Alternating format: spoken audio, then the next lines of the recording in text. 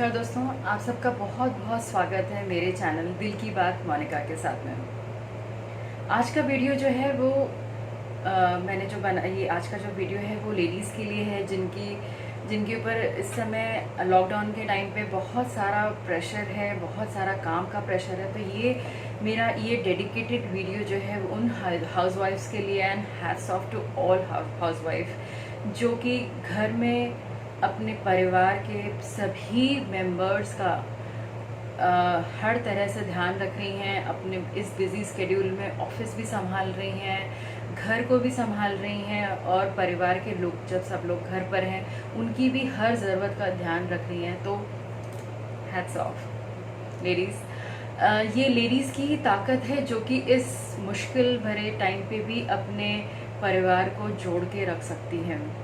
और मैं ये ज़रूर मेंशन करना चाहूँगी कि ये भगवान की दी हुई उनको एक कहते हैं ना, एक यूनिक क्वालिटी है जिसके तहत लेडीज़ में वो विल पावर होती है, वो इच्छा शक्ति होती है, वो एक ताकत उनको अपने आप से मिलती है जो कि इस मुश्किल समय में अपने हर काम को बखूबी निभा रही हैं।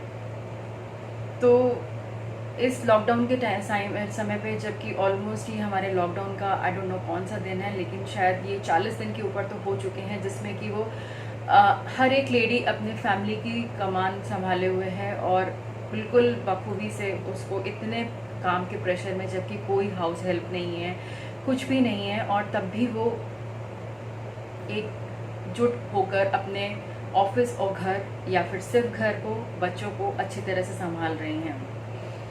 तो आज का वीडियो उन लोगों के लिए है और उन लोगों की लाइफ को मैं थोड़ा आसान बनाने के लिए कुछ आपको ऐसी चीज़ें बताऊंगी जिससे कि आपकी लाइफ थोड़ी आसान हो सकेगी। और आप अगर वो एक सैचुरेशन पॉइंट पे अगर आप आ गए हैं, मेरे ख्याल से बहुत सारे लोग एक 40 दिन के बाद एक सैचुरेशन पॉइंट पे आ गए हैं जहाँ पे आप ना तो किसी से मिल रहे हैं, ना कुछ किसी से कोई इंट्रैक्शन हो रहा है, और आपको सिर्फ और सिर्फ जैसी आपकी आँख खुलती है वैसे ही आपको अपना किचन नज़र आता है और किचन में होने वाली अनगिनत काम नज़र आते हैं, दिखते हैं सुबह सुबह ही। तो आज मैं उन लेडीज़ के साथ बात करूँगी। ये कुछ ऐसी चीज़ें हैं जो कि मैं उनको बताऊँगी कि किस तरह से विदाउट गेटिंग एंक्शियस आप अपने दिन की शुरुआत कैसे कर सकते हैं और दिन का एंड कैसे कर सकते हैं। कुछ चीज़ें ऐसी होती हैं जब आपको पता है कि अब आप इतने दिनों में 40 दिन के सफ़र में आप ये समझ चुके हैं कि आपको इसी दिनचर्या के साथ चलना है, इसी दिनचर्या के साथ आपको हर रोज़ आपको वही कोई आपके लिए कोई हेल्प नहीं होगी। तो सबसे पहली बात तो ये कि आपको अपने दिन के लिए तैयार करना पड़ेगा अपने आप को। दिन की शुरुआत कैसी हो?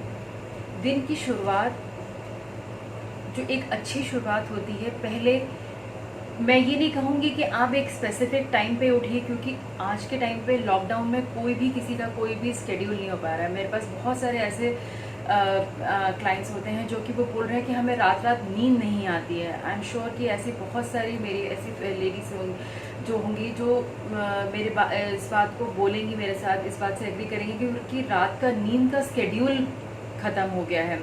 किसी एक निश्चित टाइम पे आपको नींद नहीं आती है, स्लीपलेसनेस नाइट्स हो रही हैं, और एक एंजाइटी, क्या वो एक अननोन फियर जो है वो माइंड में आता जा रहा है कि अनसर्टेनिटी है, बहुत ज़्यादा अनसर्टेनिटी है, कैसे आगे का टाइम कैसे जाएगा, और हम इस फियर साइकोसिस से कि जब हम घर से बाहर निकलेंगे तो हम कैसे उसको कोप अप करेंगे। तो ये बहुत सारी चीज़ें जो हैं वो माइंड पे प्ले कर रही हैं इस समय। तो सबसे पहले जैसे मैंने बताया कि दिन की शुरुआत कैसे करें, तो मेरा मानना ये है कि जब आप दिन की शुरुआत करें तो शुरू के 10 मिनट, दिन शुरू होने के 10 मिनट जब आप बेड से उठें तो 10 मिनट का टाइम जो है वो आप अपने आप को दें, बिना कुछ और काम में सोचे हुए। सबसे पहले 10 मिनट का समय जो है वो शांति से, मैं जो करती हूँ वो मैं आपको बता रही हूँ। पहले तो पानी पीजिए, शांत दिमाग से बिल्कुल बैठ के शांति से पानी पीजिए, और फिर उसके बाद मैं अपने दिन की शुरुआत जो है वो गायत्री मंत्र से करती हूँ। कितनी बार आपको बोलना है ये आप पे डिपेंड करता है, जितना आपके पास टाइम हो, लेकिन दिन की शुरुआत गायत्री मंत्र बोलने से शुरू करिए। जब आप गायत्री मंत्र बोलेंगे तो आप देखिएगा आप में बहुत सारे ऐसे पॉजिटिव एफर्मेशंस आएंगे, और आप में एक स्ट्रेंथ आएगी आगे काम करने की। गायत्री मंत्र बोलने के बाद आप अपने मंदिर में, जहाँ पे भी आपका मंदिर है या जो भी है, जहाँ पे भी आप आपके भगवान हैं, वहाँ पे जाके आप 2 मिनट के लिए खड़े हो जाइए और हाथ जोड़कर बस कि ये दिन भगवान आज आपकी कृपा से हम सुरक्षित हैं, अपने घर में हैं, अपने परिवार के साथ हैं, ये बात कहते हुए दिन की शुरुआत करिए। इस एफर्मेशन के साथ शुरुआत करिए और फिर सोचिए कि आपको दिन में क्या क्या करना है। एक लिस्ट बनाइए काम की कि आपको आज कितने बजे से कितने बजे तक क्या करना है। और जहाँ तक लेडीज़ की बात है, उनके दिन की शुरुआत जैसे किचन में होती है, आप बहुत जल्दी जल्दी में किचन में पहुँचते हैं और ब्रेकफास्ट क्या बनाना है, तो मेरा सजेशन यहाँ पे ये है कि एक दिन पहले अपने ब्रेकफास्ट को प्लान कर लीजिए कि आपको क्या बनाना है अगले दिन के लिए। कुछ उसकी प्रिपरेशन आप रात में कर लीजिए सोने से पहले, यानी कि आटा लगा लीजिए, या फिर आपको कुछ भी जो सब्जी की कटिंग करनी है, या आपको सपोज आपको अगर पोहा बनाना है तो आप पोहे की जो आपकी बेसिक तैयारी है, प्याज काट लीजिए या जो भी आप वेजिटेबल्स डालने वाले हैं। मैं एक एग्जांपल दे रही हूँ कि कुछ उसकी बेसिक प्रिपरेशन, जिससे क्या होगा आपका काम आसान हो जाएगा। आटा आपको लगा रहेगा तो आपका काम आसान हो जाएगा, आपको तुरंत आटा लगाने में वो टाइम नहीं सुबह का वेस्ट करना पड़ेगा और आप फटाफट इस तरह से आपका ब्रेकफास्ट बन सकता है। अब बात आती है लंच की बात। तो जैसे कि लंच में नॉर्मली जो भी हमारे घरों में बनता है, जो बेसिक खाना बनता है, उसमें अगर आप एक दिन पहले सब्जी काट के रख लीजिए तो आपको आसानी हो जाएगी। आप अगले दिन के लिए आप प्लान कर लीजिए कि आपको क्या क्या, मान लीजिए आपको छोले बनाने हैं तो आप छोले की तैयारी जो है थोड़ी सी मसाला बना के रख लीजिए। मैं जो करती हूँ वो मैं आपको बता रही हूँ कि जैसे कि आप कुछ एक्स्ट्रा आपने जो मसाला है, जैसे कि जो सब्जियों में जो कॉमन मसाले पड़ते हैं वो आप अपने फ्रिज में स्टोर करके रख लीजिए। जिन चीज़ों में आपको बहुत ज़्यादा टाइम जाता है उसको आप एक एयरटाइट डब्बों में स्टोर करके रख लीजिए। तो जैसे कि अगर आपकी सब्जी कटी होगी या फिर इस तरह के जो बेसिक मसाले हैं वो अगर आपके लिए रेडी होंगे तो आपके लिए काम जो है वो बहुत आसान हो जाएगा। अब जैसे कि आपके दिनचर्या में अगर ये तो हुआ खाने की बात हुई, ठीक है। डिनर, जैसे अब आप लंच के बाद अगर आप बर्तन करने का सोचेंगे तो अगर मेरा मानना ये, जैसे मैं करती हूँ कि अगर आप बर्तनों को टाइम टू टाइम पर मील अगर आप उसको फिनिश कर दीजिए तो ज़्यादा आसान हो जाता है। ना कि ये कि आप अगर उस समय प्रोक्रेस्टिनेट करें कि अगर लंच दिन के सुबह के जो ब्रेकफास्ट के बर्तन हैं वो अगर आप लंच तक करेंगे तो तब तक लंच के बर्तन भी इकट्ठा हो जाएंगे और उसके बाद आपके लिए डबल काम इकट्ठा हो जाएगा। तो मेरा मानना ये है, मेरा सजेशन ये है कि जैसे जैसे आपका काम होता जाए वैसे वैसे आप अपने किचन को ये करते जाइए, एडजस्ट अपने हिसाब से उसको क्लीन करते जाइए। अगर आप अपने लिए इकट्ठा करेंगे तो ऑब्वियसली करना तो आप ही को ही है, तो उससे क्या होगा कि पाइल अप होता जाएगा और उसको देख के भी आपकी एंजाइटी बढ़ जाएगी। तो धीरे धीरे जैसे आपने ब्रेकफास्ट के बर्तन कर दिए, फिर उसके बाद अपना थोड़ा अपने लिए टाइम निकाला। ये बात यहाँ पे बहुत इंपॉर्टेंट है कि हर मील के बाद अपने लिए थोड़ा सा एक मी टाइम रखिए। मी टाइम में आप कुछ भी कर सकते हैं, आप अपनी पसंद का कोई भी काम कर सकते हैं, उसमें आप अपनी पसंद के गाने सुन सकते हैं। अगर आपको कोई हॉबी है या आपको लिखने का शौक है तो क्या होगा कि वो एक चेन ब्रेक हो जाएगा। नहीं तो आपको क्या लगेगा by end of the day आपने किया क्या, तो एक थकान भी आपको लगने लग जाती है। लगातार अगर आप जब उसी काम में लगे रहेंगे तो आपको लगातार थकान भी होने लग जाती है। अपने घर के लोगों के बीच में, जैसे बच्चे भी इस समय घर पे हैं तो उनके रूटीन के हिसाब से उनको उनके काम दीजिए। आप ये मत करिए कि आप सारे कामों की जिम्मेदारी खुद से ले लीजिए। अगर आप सोचेंगे कि आप सफाई भी कर लें, झाड़ू पोछा भी कर लें, बर्तन भी धो लें, खाना भी बना लें, तो ये आपको पूरी तरह से टायरिंग कर देगा। लॉन्ड्री, आप बच्चों को सिखाइए कि कैसे लॉन्ड्री करना है, मशीन में कैसे ऑपरेट करना है, वो आप अपने बच्चों को काम दीजिए। अब बात आती है जैसे कि अगर आपके पास टीनेज बच्चे हैं तो आप उनको जो ये छोटे वाले काम है, जैसे कि प्याज छीलना है या लहसुन छील के रखना है, ये बहुत ही टाइम कंज्यूमिंग काम है। इनको आप उनके फ्री टाइम में, जैसे अगर वो मूवी देख रहे हैं या कुछ कर रहे हैं तो उनको दे दीजिए कि भाई आप बैठे बैठे ये काम कर दीजिए। या सब्जी काटने का काम है, आप अपने बच्चों को दे दीजिए, अगर वो इस लायक हैं, अगर वो ये कर सकते हैं तो वो, अगर मान ली आपको किचन में अगर उनको नहीं काम करना भी आता है तो भी आपको इस तरह से वो हेल्प कर सकते हैं कि ये जो छोटे छोटे काम है। या कपड़े आपको फोल्ड करना है, कपड़े फोल्ड करना भी एक बहुत बड़ा काम है जिसमें कि आप अपने बच्चों को इंगेज कर सकते हैं।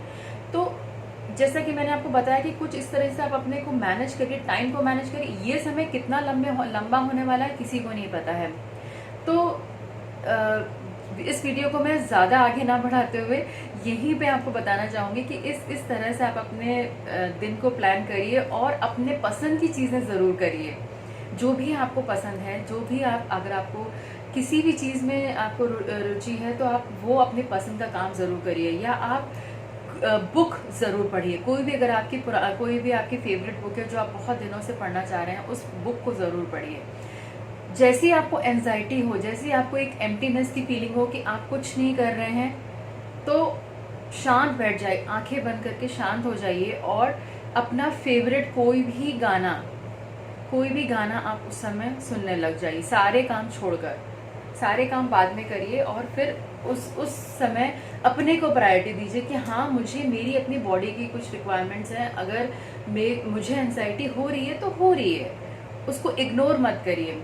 बैठ जाइए शांति से, थोड़ा सा ब्रेक लीजिए उस रूटीन से और अपने परिवार वालों को बोलिए कि मुझे ये इतना टाइम अभी लगेगा वापस से काम पे आने में। जब आप वो 5 मिनट का एक क्वालिटी ब्रेक लेंगे अपने काम से, तो फिर आप देखिएगा, जब आप वापस उस काम को करने आएंगे तो आपको डबल एनर्जी के साथ आप वापस आएंगे। तो ये तो हुई आज की कुछ टिप्स एंड ट्रिक्स जो मैंने आपको बताई, किस तरह से आप अपने को प्रोडक्टिव बना सकते हैं और किस तरह से आप इस टाइम में भी बिना एंग्शियस हुए, बिना एंजाइटी किए हुए आप इस टाइम को भी निकाल सकते हैं। कहते हैं ना कि बुरा वक्त और अच्छे वक्त दोनों ही एक रोलर कोस्टर राइड के, जब अच्छा वक्त नहीं रुकता तो ये बुरा वक्त भी नहीं रुकेगा दोस्तों। तो बस इस समय जो ज़रूरत है वो 2 चीज़ों की ज़रूरत है। एक तो आपकी मेंटल स्ट्रेंथ और पेशेंस। मेंटल स्ट्रेंथ बना के रखिए और पेशेंस, जब भी आपको ऐसा लगे कि ओ गॉड अब ये बहुत ज़्यादा हो रहा है, तो बस ये सोचिए कि जब अच्छा वक्त नहीं रुकता तो ये बुरा वक्त भी नहीं रुकेगा, तो ये भी निकल ही जाएगा। तो बस इसी के साथ अगर आपको ये वीडियो अच्छा लगा हो तो इसको लाइक करिएगा, शेयर करिएगा और अपने फ्रेंड्स एंड फैमिलीज़ के साथ शेयर करिएगा जो भी किसी इस तरह की एंजाइटी से गुजर रहे हों या फिर एंक्शियस हो रहे हों इस लॉकडाउन को लेकर, तो उनके साथ भी शेयर करिएगा। और जिन लोगों ने अभी तक मेरे चैनल को सब्सक्राइब नहीं किया है, तो एक रिक्वेस्ट है कि इस चैनल को सब्सक्राइब कीजिए और मेरे साथ जुड़िए इस सफ़र में। चलिए फिर एक और नए वीडियो के साथ आपसे फिर से मिलूंगी और जल्दी मिलूंगी। ये वीडियो बहुत लेट आया है, लेकिन प्रॉमिस करूँगी कि आगे का वीडियोस और जल्दी आते रहेंगे। तो जिस तरह से मैंने अपने रूटीन को एक मोड़ दिया, एक डेफिनेशन दी, उम्मीद करती हूँ कि ये वीडियो भी आपको हेल्प करेगा आपके रूटीन को एक डेफिनेशन देने के लिए। तो मुझे यहाँ तक सुनने के लिए बहुत बहुत धन्यवाद and stay safe, stay home and stay happy. Thank you so much for watching.